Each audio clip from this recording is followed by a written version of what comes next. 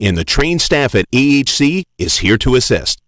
If you wish, you can also get more information on the website located at www.atlantahealingcenter.com.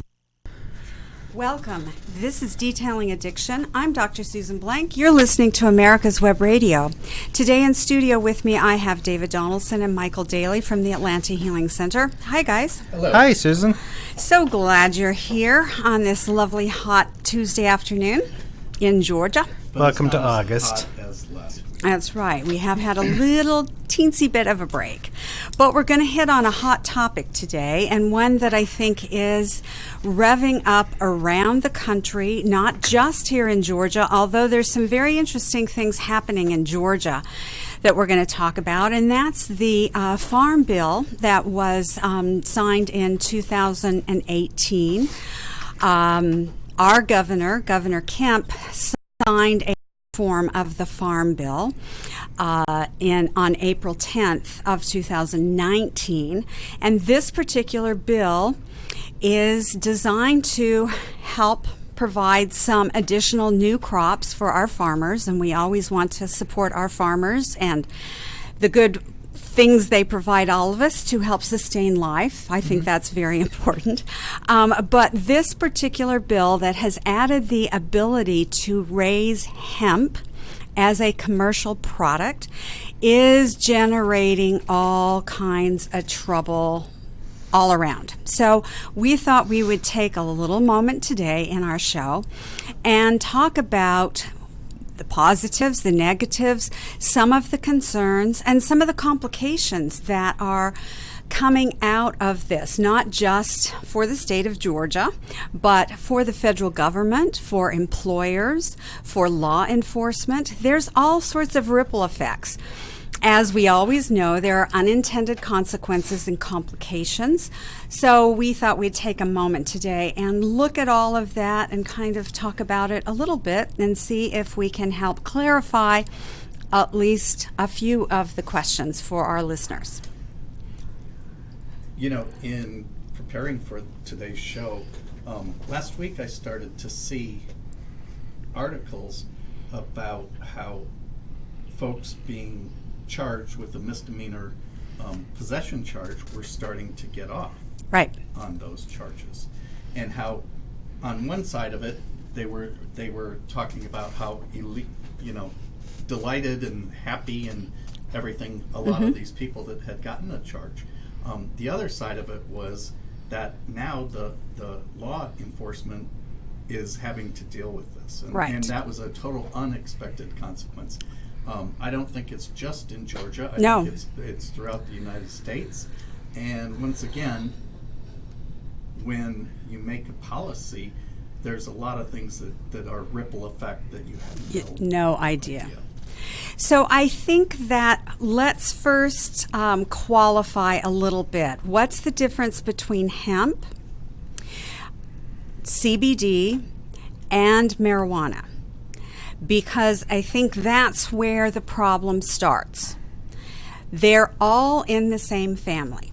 So those of us who live in Georgia, azaleas are awesome.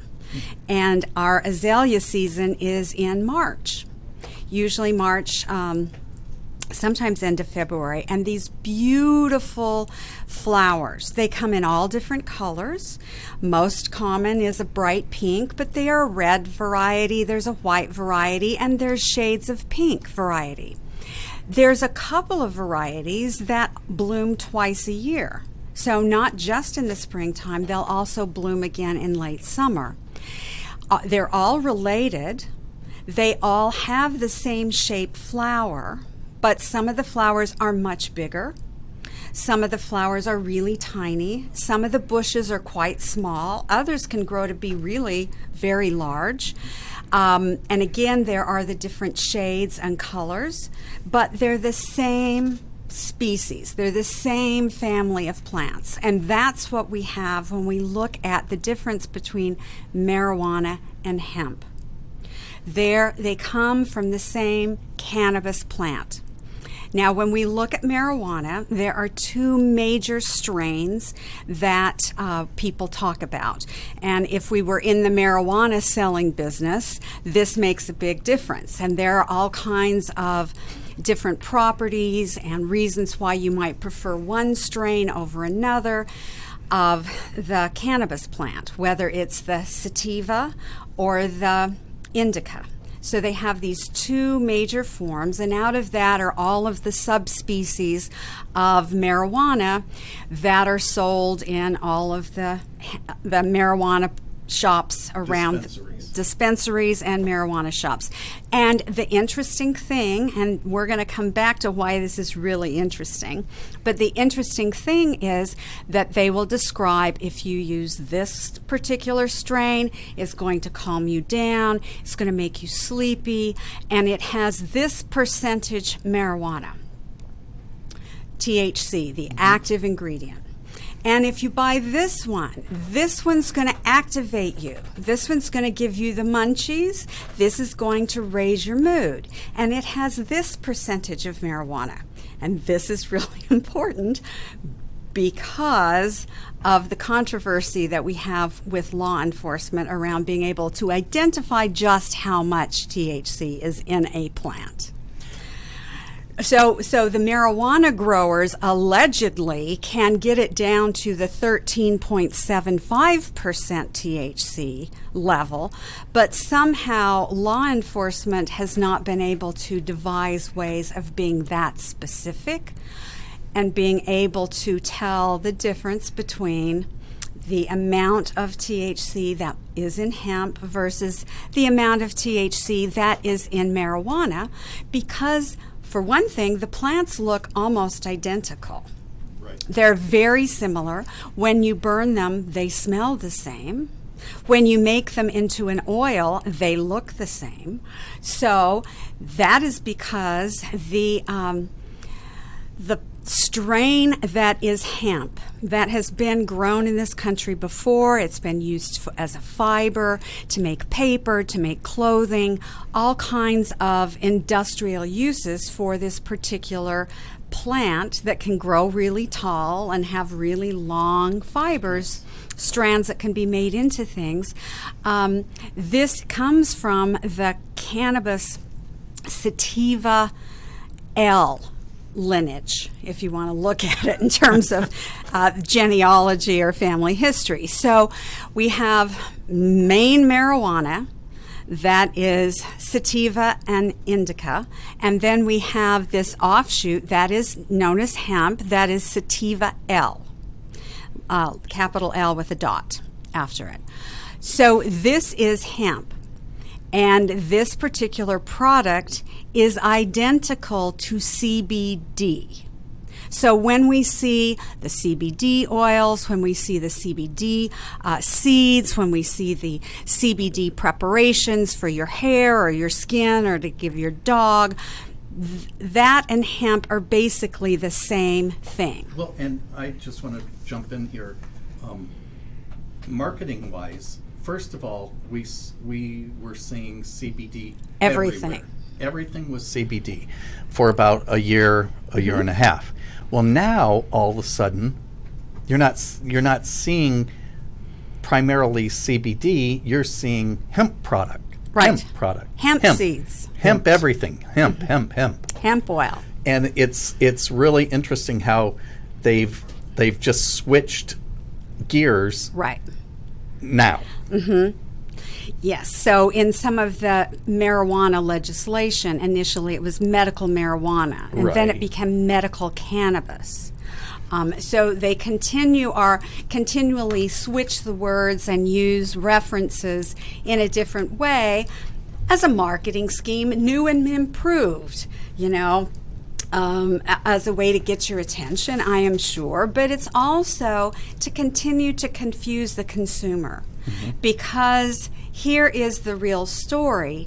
In hemp, in CBD, as well as the cannabis that we know of as marijuana, they all contain THC. Right. And this is the psychoactive ingredient.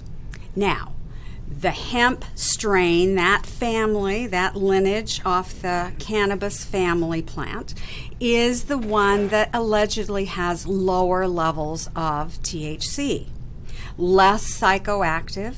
So it's not the one that back in the day when I'm growing up that people were wanting to grow in their backyard or out in the woods or in the national forest. No, they were wanting to use the high yield, although at that time people would laugh at how low a THC level there actually was there.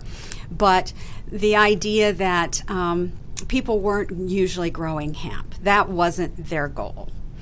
And when marijuana became a Schedule I drug that was illegal, had no known medical properties, and in the same category as methamphetamine and other illicit substances, then hemp was no longer legal to be grown either, because it contains THC. It does have some psychoactive property. So, well, and to be clear, at that time there was a lot of hemp industry that suddenly came to a halt. As an unintended consequence of the war on drugs back then. The clothing, the fibers, the fabrics, and all those things, all of that in the United States came to a stop because we were going to get rid of all marijuana in this country. Right. And so we had this sudden change in the law, and this had a big impact on farmers, on agriculture, manufacturing. Ropes are made out of this substance. There was all sorts of things that were impacted by it. But because they all contain the psychoactive compound THC, that's why hemp was not legal to be grown in the United States, just like marijuana wasn't legal to be grown in the United States. This has continued to create a lot of problems because of the fact that as different states, since the 90s when California first legalized medical marijuana, and as different states have added that, even Georgia has a form, although very limited, medical marijuana access, I'll say. Our THC, low THC oil is the highest in the country at 4%. That is much higher than anybody else.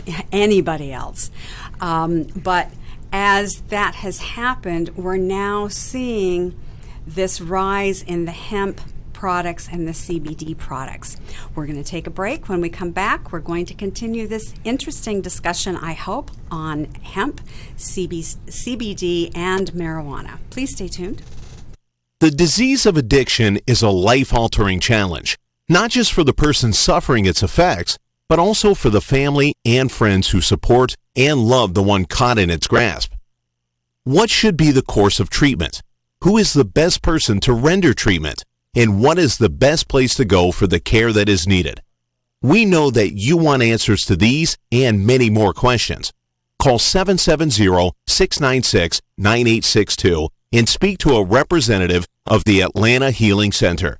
They can tailor a program specifically designed to address the needs of the person suffering with an addiction, or give you guidance as to where that help may be found. Information is the key, and the trained staff at AHC is here to assist.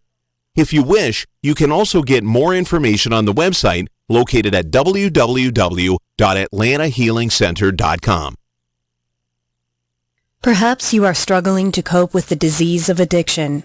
If not, you probably know a family member or friend that needs help in battling the cravings and the personal and professional damage done by the effects of drugs or alcohol. Get a pen and paper and be ready to write down the following.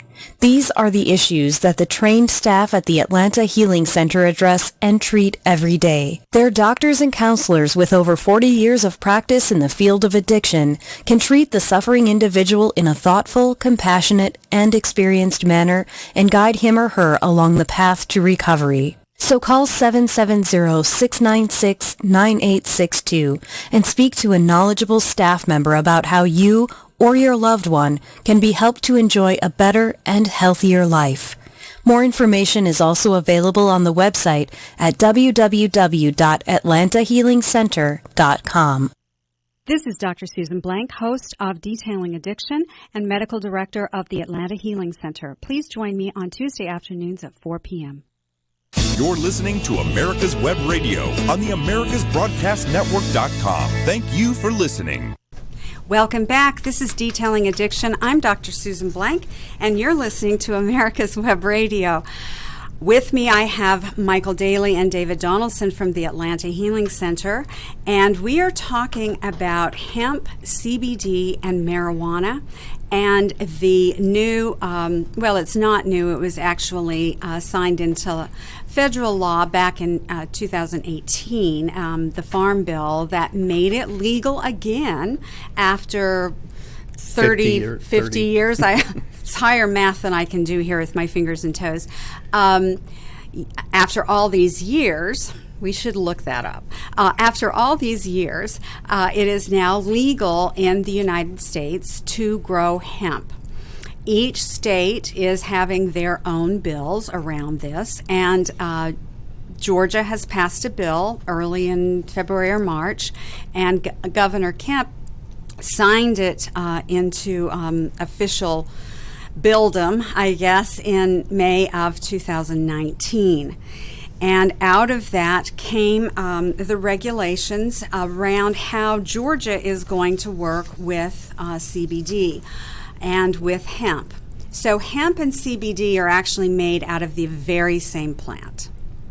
And as you were saying a minute ago, we saw CBD everywhere. We still see it. CBD oil, we see CBD additives, we see CBD in all kinds of dietary supplements, all kinds of food products, those kinds of things. Then it began to move to hemp. Mm-hmm. And we're seeing a lot more hemp seeds, hemp oil, hemp clothing, all kinds of hemp-related items. Even still, it was not legal to grow here in Georgia just yet, but we were beginning to see those being advertised. You could buy them on the internet. You can buy them in the stores. Mm-hmm. So we began to see this outcropping. And I think many people are innocently using hemp products or CBD products, not realizing that there is some level of marijuana, of THC, the active psychoactive ingredient, out of this family of cannabis plants.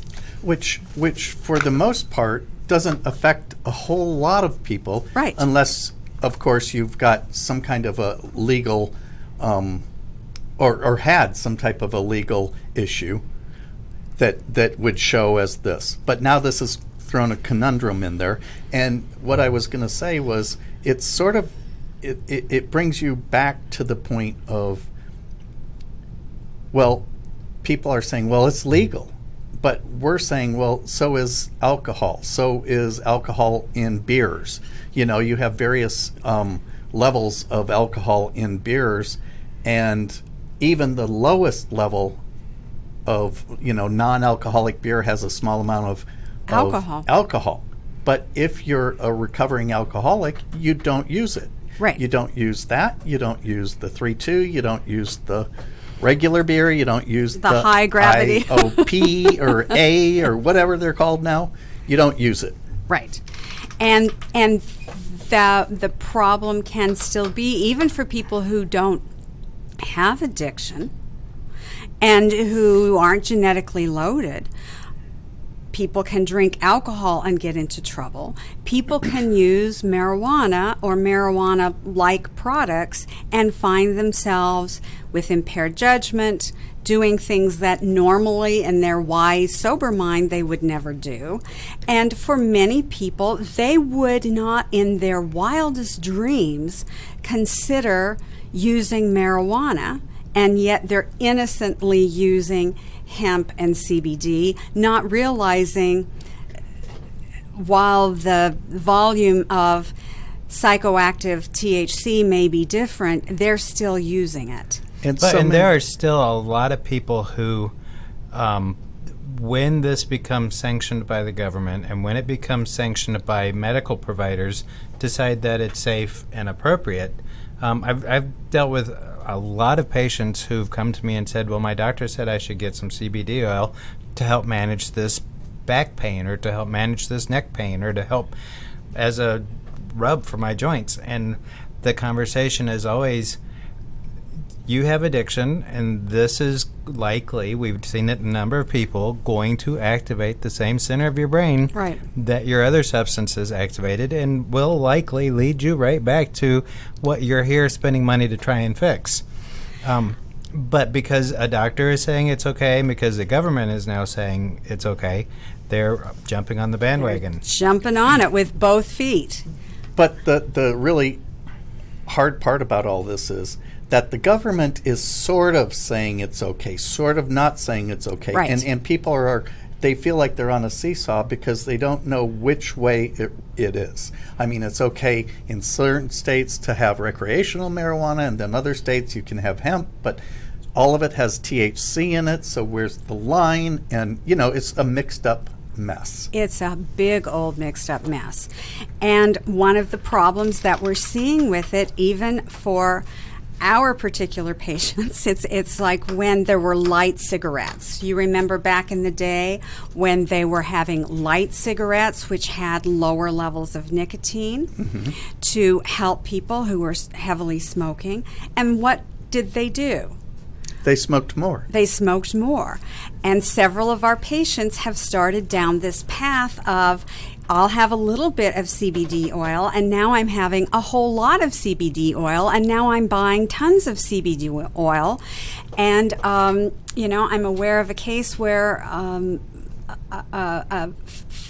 a family member was given a young girl CBD for some pain issues and sleep issues, and now that person's going to have to be treated for addiction and is removed from their home.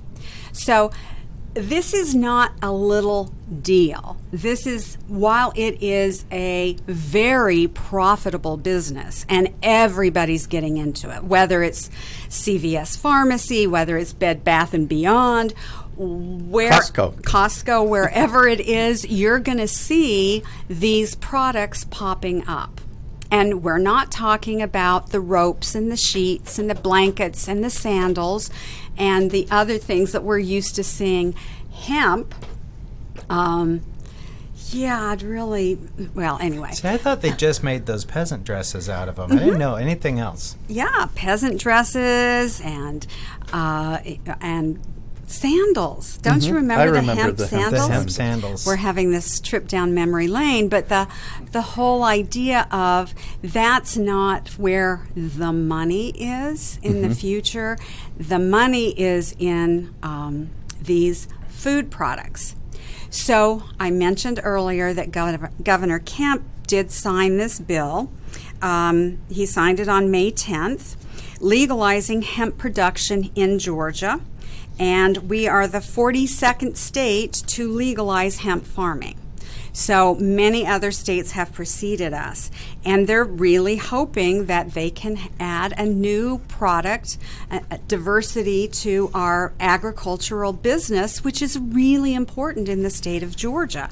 And certainly, well, in all 42 states that are allowing it. I mean, it's an important thing. It's just something that needs to be made. Other folks that have addiction need to be aware of it. So in Georgia, in order to become a hemp farmer, you are going to have to, people who are going to process the hemp have to pay a $25,000 annual licensing fees, and growers have to pay $50 per acre with a maximum of $5,000 for 100 acres. That's what it's going to, that's an additional tax. They call it a licensing fee, but that's what it's going to cost. So it will bring revenue to the state. It also hopefully will bring revenue to the farmers and certainly to the hemp processors and that kind of thing. And definitely to the large farmers. Right, who can afford that and who are going to have more than $5,000, more than, 500 acres or 100 acres of land that they're going to convert to growing hemp. One of the little problems with this, and there's a number of problems with this bill that we're going to talk about how it's affecting us here in Georgia, but the sale and production of hemp products is legal under Georgia Hemp Farming Act. However, only licensed growers are going to be able to do that, and they have to be licensed by the Georgia Department of Agriculture. The additive, the safe use of hemp and hemp products, this is part of the bill in Georgia, says that it prohibits the use of CBD oil in food, pet food, and dietary substances until the Federal Food and Drug Administration changes its restriction on the inclusion of CBD oil in foods and dietary supplements. It remains unlawful in Georgia. So now we have all of these places that are selling CBD and hemp-related foods, pet supplies, and supplements that under this bill, that will be illegal, at least here in Georgia right now as the current bill stands. We're going to take a break. When we come back, we're going to look at some more unintended consequences. The disease of addiction is a life-altering challenge, not just for the person suffering its effects, but also for the family and friends who support and love the one caught in its grasp. What should be the course of treatment? Who is the best person to render treatment? And what is the best place to go for the care that is needed? We know that you want answers to these and many more questions. Call 770-696-9862 and speak to a representative of the Atlanta Healing Center. They can tailor a program specifically designed to address the needs of the person suffering with an addiction or give you guidance as to where that help may be found. Information is the key, and the trained staff at AHC is here to assist. If you wish, you can also get more information on the website located at www.atlantahealingcenter.com. This is Dr. Susan Blank, host of Detailing Addiction and medical director of the Atlanta Healing Center. Please join me on Tuesday afternoons at 4 p.m. Perhaps you are struggling to cope with the disease of addiction. If not, you probably know a family member or friend that needs help in battling the cravings and the personal and professional damage done by the effects of drugs or alcohol. Get a pen and paper and be ready to write down the following. These are the issues that the trained staff at the Atlanta Healing Center address and treat every day. Their doctors and counselors with over 40 years of practice in the field of addiction can treat the suffering individual in a thoughtful, compassionate, and experienced manner and guide him or her along the path to recovery. So call 770-696-9862 and speak to a knowledgeable staff member about how you or your loved one can be helped to enjoy a better and healthier life. More information is also available on the website at www.atlantahealingcenter.com. You're listening to America's Web Radio on the AmericasBroadcastNetwork.com. Thank you for listening. Welcome back. This is Detailing Addiction. I'm Dr. Susan Blank. You're listening to America's Web Radio. Today, David Donaldson and Michael Daly from the Atlanta Healing Center have joined me in studio, and we're talking about hemp, CBD, and marijuana, because this is getting more and more and more confusing. And honestly, here in the state of Georgia, it has become clear that since Governor Kemp signed this bill, there are now more questions than answers. And I know that many people are really anticipating and needing the legislature to come back into session to help clarify what this bill really means. Because over the last few days, we are seeing headlines in our local papers here in Georgia.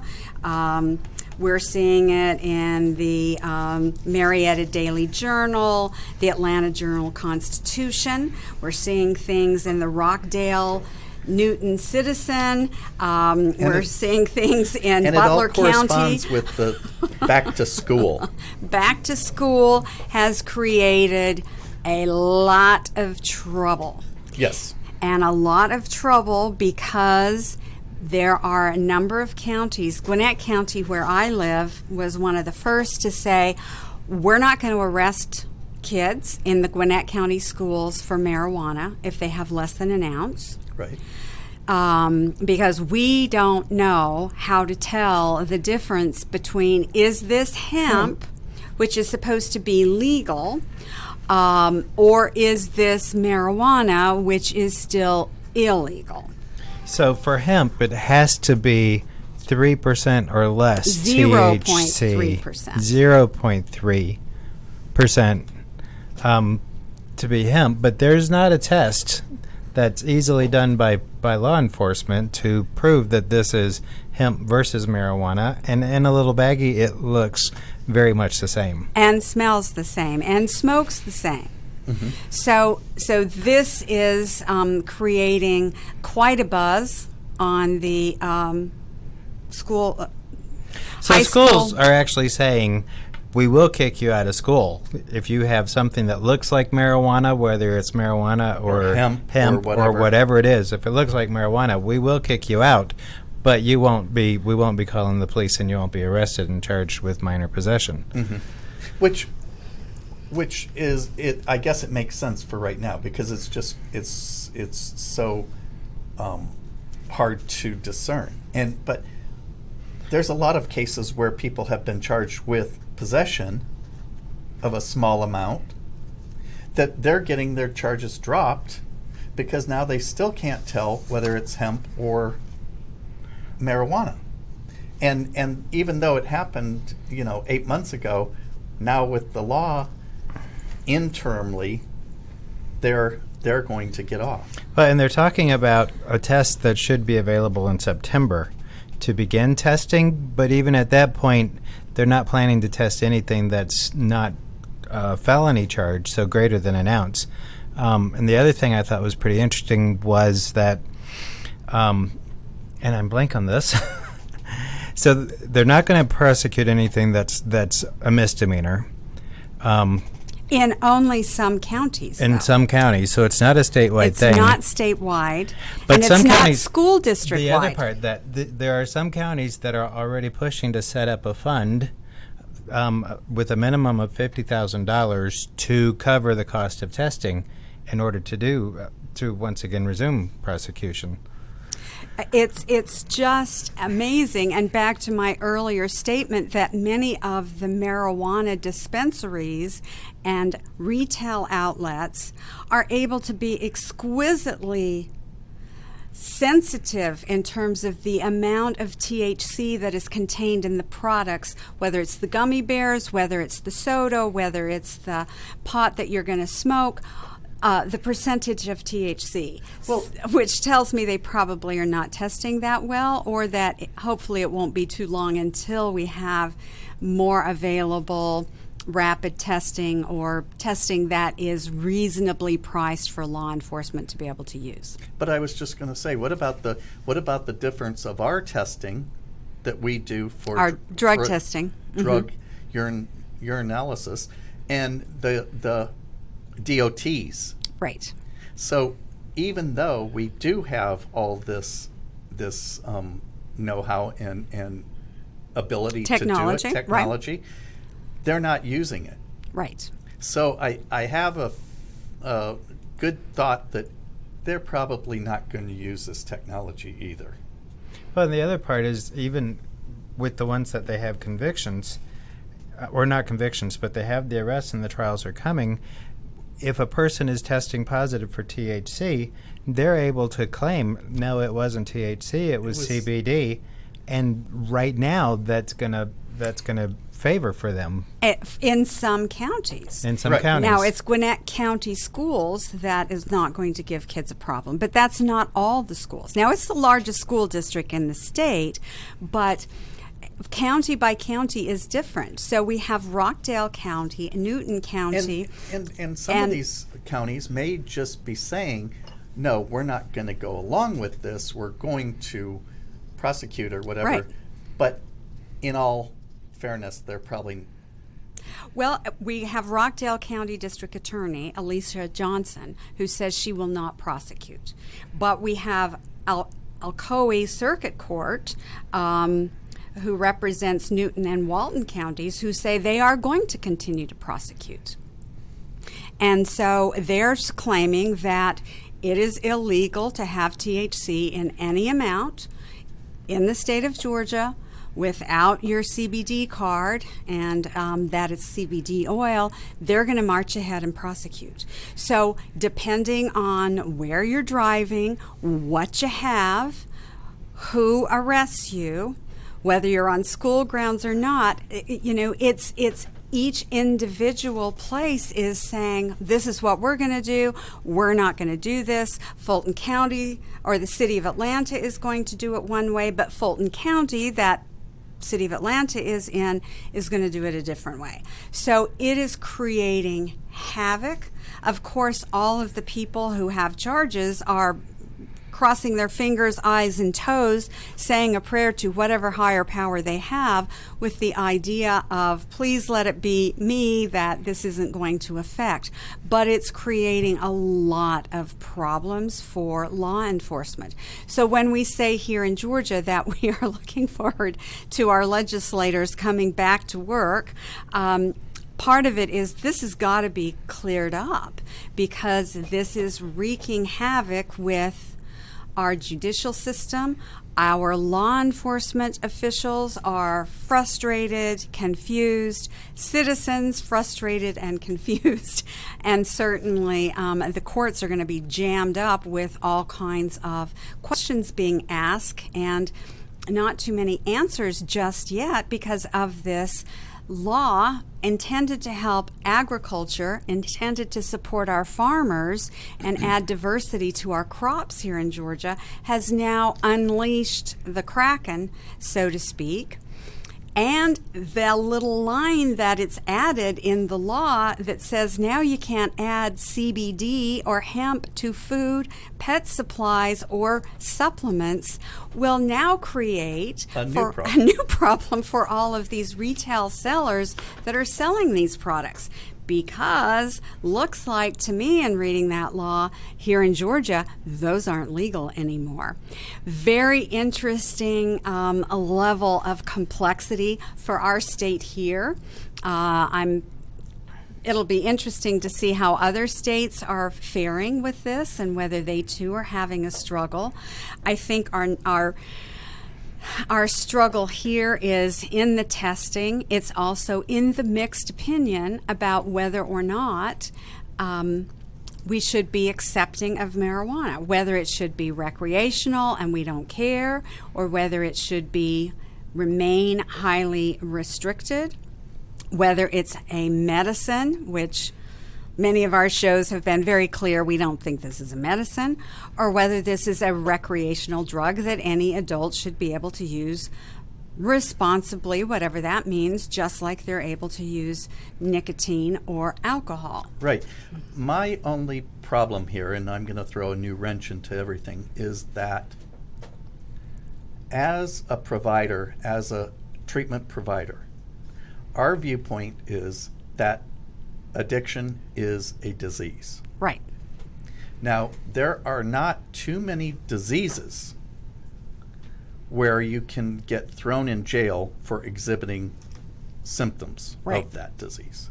Correct. So we have to look at this and really look at our society and say, okay, if we're going to try to get all of us together on the topic that if a person has several DUIs, if a person has, a possession charge, if a person has whatever it is, we all are in agreement that throwing them in jail is not the answer. Right.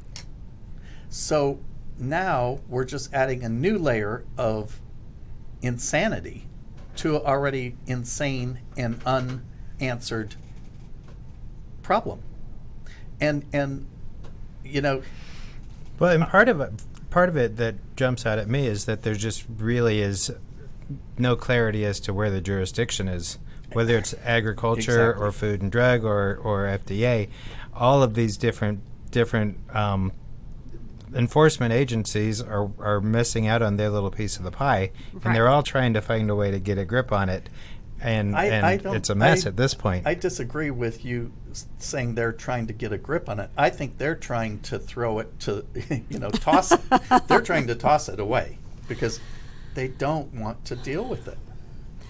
But they're each making decisions in their own arena, in their silos, not necessarily talking to each other in terms of, and are you ready for this? And how is this going to fare legally if someone's arrested? Mm-hmm. And how are we going to handle this? Well, and I think to add just one more piece to this, there is a lot of evidence out there that a certain portion of the population, when you use marijuana, is going to have psychiatric issues. Right. They're going to have schizophrenic issues. They're going to have aggressive issues. And that's specifically looking at genetics with THC. Right. I'm assuming. Yes. I don't think there's a whole lot of study of genetics with CBD and with the other products that are getting kind of forced out or pushed out there. But certainly looking at the impact on maturing brains, adolescent brains that are looking for something to get an escape with and to be sneaky with and get high with, there's a whole nother element of danger.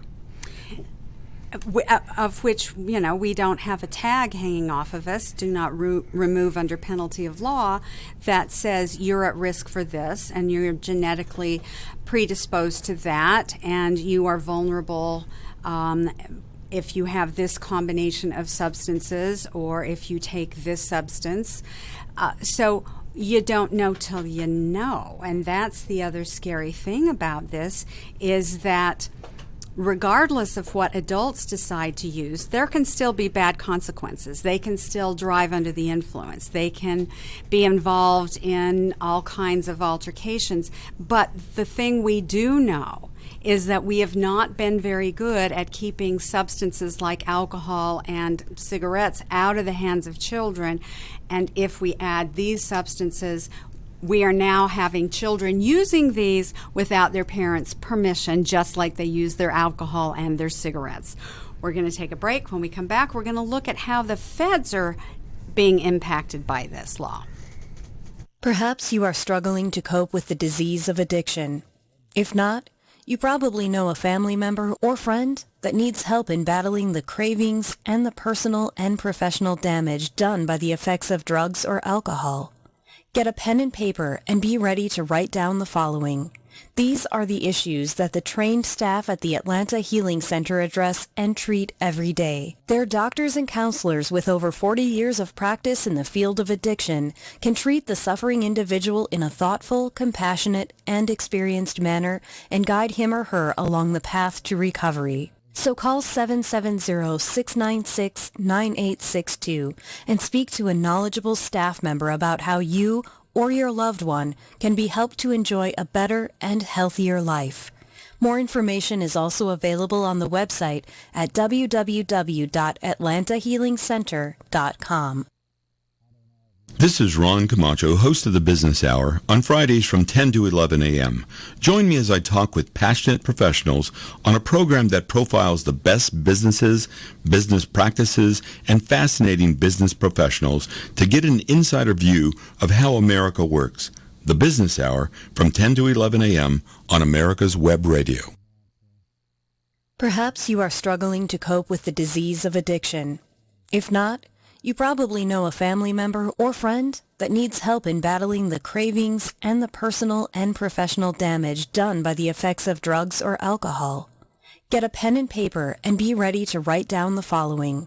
These are the issues that the trained staff at the Atlanta Healing Center address and treat every day. Their doctors and counselors with over 40 years of practice in the field of addiction can treat the suffering individual in a thoughtful, compassionate, and experienced manner and guide him or her along the path to recovery. So call 770-696-9862 and speak to a knowledgeable staff member about how you or your loved one can be helped to enjoy a better and healthier life.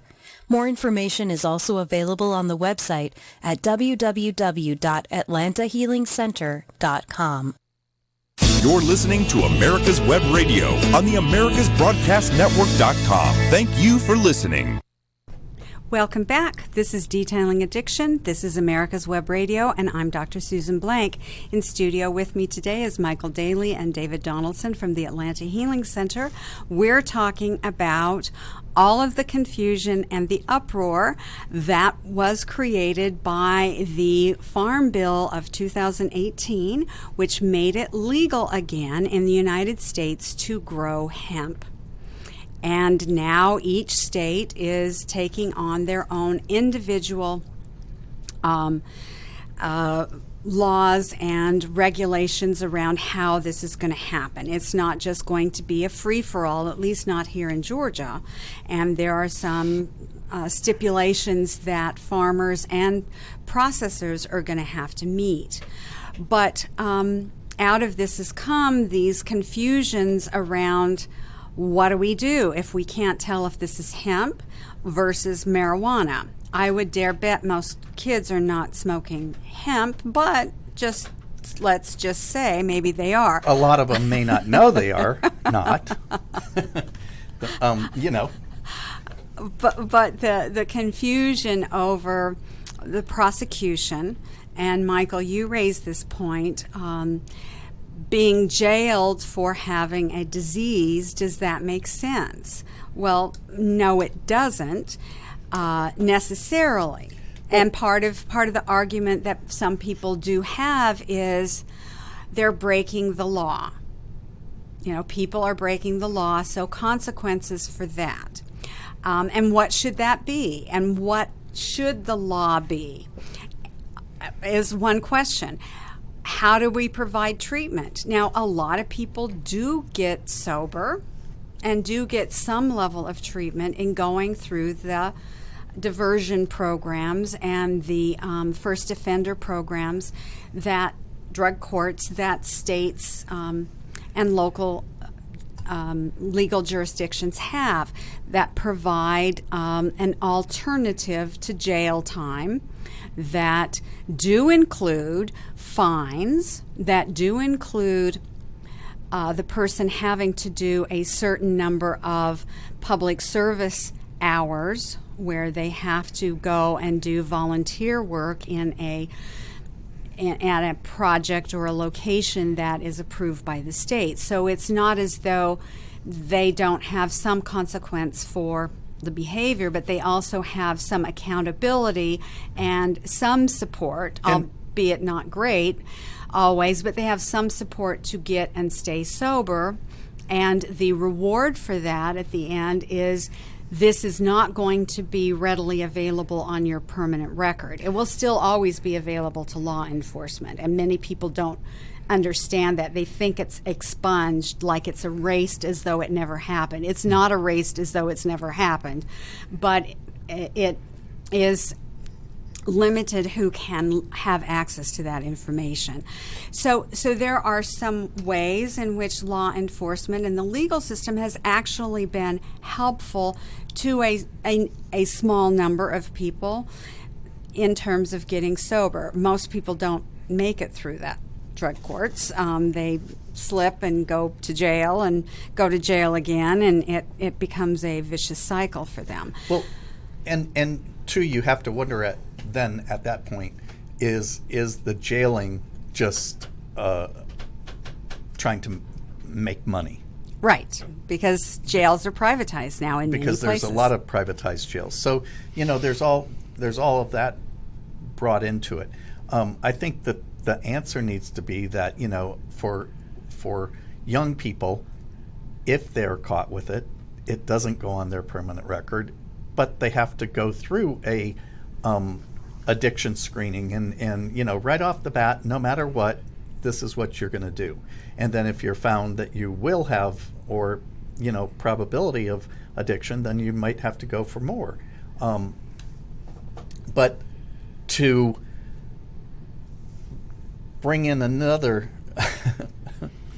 problem is that there's a lot of places now that are looking into expunging some of these drug previous convictions. I mean, it just keeps going and going and going and going. Pardoning. And yes. Pardoning, right. Not expunging, but pardoning. And so then it is not on the record.